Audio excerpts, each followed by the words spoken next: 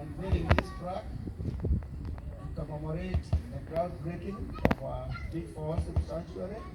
I do that in the name of the Father, the Son, and the Holy Spirit. The church say, Amen.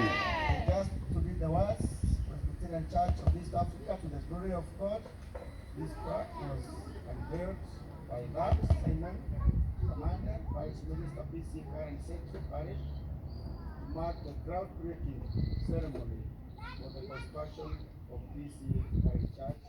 This day, 21st April 2024. The words they are sent Samuel 2 as told and set it up between Mizpah and Shem.